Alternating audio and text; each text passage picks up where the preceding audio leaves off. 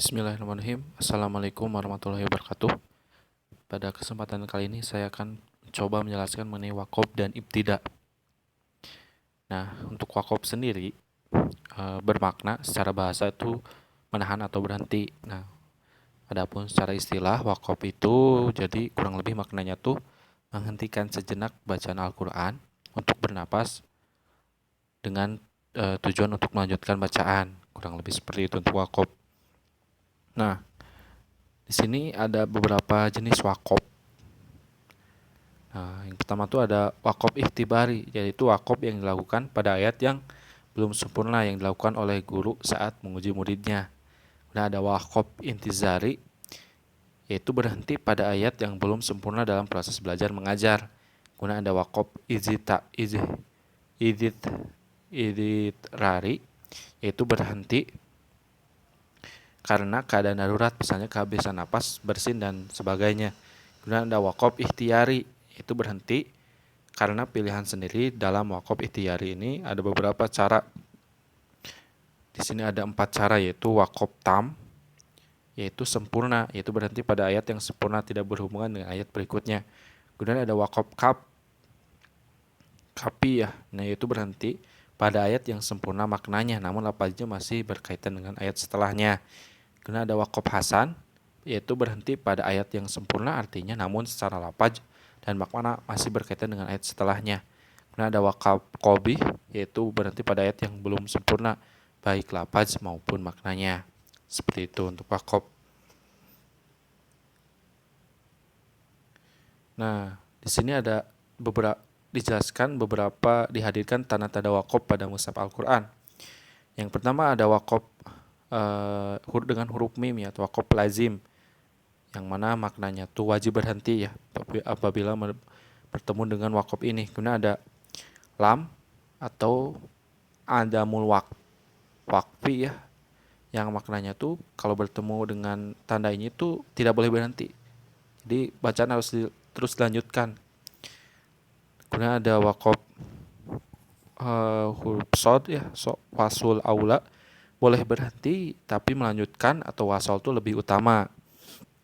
Kemudian ada wakop zaid dengan tanda ja ya, itu boleh berhenti dan boleh melanjutkan atau wasal. Kemudian ada wakop wakfu aula, itu simbolnya tuh huruf kop ya, nah itu boleh melanjutkan tapi lebih utama berhenti. Kemudian ada wakop mu'anakoh ya, yang disimbolkan dengan titik 3 ya, seperti pada huruf tha.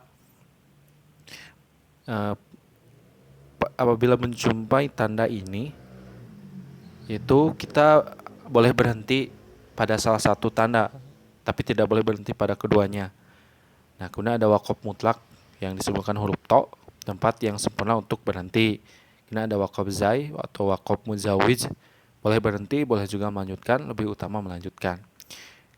Nah, kemudian ada wakop dengan simbol kop dan fa ya, yaitu penjelasan itu harus anjurannya itu berhenti. Kemudian ada wakop murakos sebagai huruf so, seperti wakop muzawij ya, aturnya itu boleh berhenti, boleh juga melanjutkan, akan tetapi lebih utama melanjutkan. Kemudian ada wakop dengan tanda kop ya, yaitu boleh wakop tapi melanjutkan lebih utama.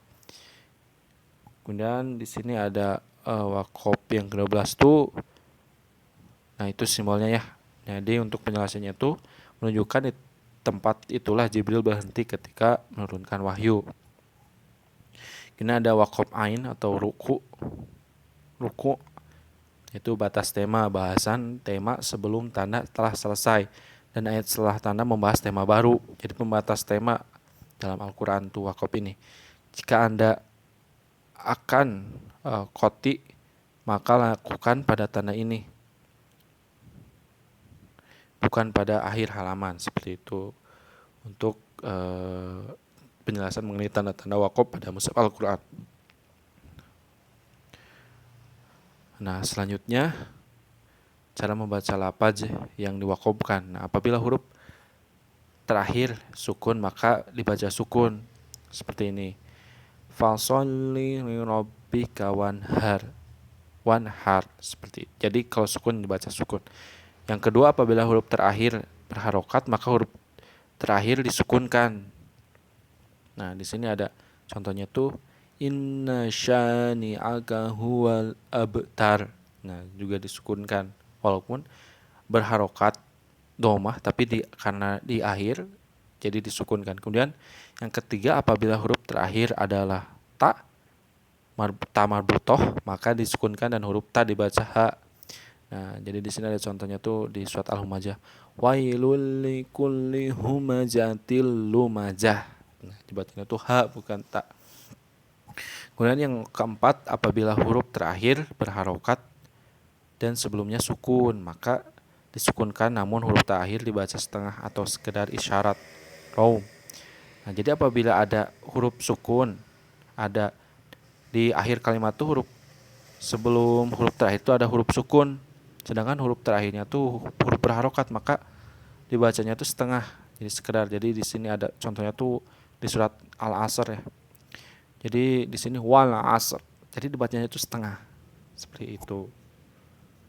Selanjutnya yang kelima, apabila huruf terakhir bertasdid maka huruf tersebut disukunkan dan suara tasdidnya tetap ada. Jadi suara tasdidnya tuh masih kerasa. Jadi di sini ada contohnya di surat Al-Lahab ya. Tabaj yada abi lahabi wa tab. Nah, jadi tasdidnya tuh masih ada, tetap ada di akhir kalimatnya. Yang keenam, apabila huruf terakhirnya tuh ada alif ta'nits ya, maksuroh atau fi'il madi bina nakis, hurufnya tanpa titik, maka harokat patahnya tuh dibaca 2 harokat. Sini contohnya di surat Ad-Duha. Wadduha, jadi dibaca 2 harokat walaupun di akhir kalimat. Seperti itu. Yang ketujuh, apabila terdapat hukum mad seperti mad arid li sukun, mad layin arid li sukun, kemudian mad iwad, maka dibaca sesuai dengan hukum mad yang ada. Untuk contoh bagian ini silahkan. Nah, untuk contohnya tuh tadi ya. Jadi untuk hukum-hukumnya sendiri diterapkan walaupun di akhir kalimat, seperti itu. Kurang lebih untuk penjelasan wakaf. Selanjutnya ada penjelasan mengenai ibtidah. Ibtidah sendiri adalah posisi kata untuk memulai kembali dalam bacaan Al-Quran. Untuk ibtidah hanya ada satu hukum, yaitu ikhtiyari, dipilih dengan sengaja, atau dengan kata lain berhenti karena pilihan sendiri. Dalam ibtidah ikhtiyari ini ada beberapa cara, yaitu ibtidah tam, sempurna, yaitu memulai pada ayat yang sempurna, tidak berhubungan dengan ayat sebelumnya. Kemudian ada ibtidah kafi, yaitu memulai pada ayat yang sempurna maknanya namun lafaznya masih berkaitan dengan ayat sebelumnya. Kemudian ada ibtidah hasan, yaitu salah lafaz bagus jika dimulai dari posisi kata tersebut namun secara makna masih berkaitan dengan kata sebelumnya. Kemudian ada ibtidah qabih, itu memulai pada kalimat yang merusak makna ayat karena berkait dengan kata sebelumnya. Seperti itu kurang lebih untuk ibtidah, itu memulai kembali dalam bacaan Al-Quran. Nah, mungkin sekian penjelasan saya mengenai wakaf dan ibtidah. Kurang lebihnya mohon dimaafkan. Wabillahi taufiq wal hidayah. Wassalamualaikum warahmatullahi wabarakatuh.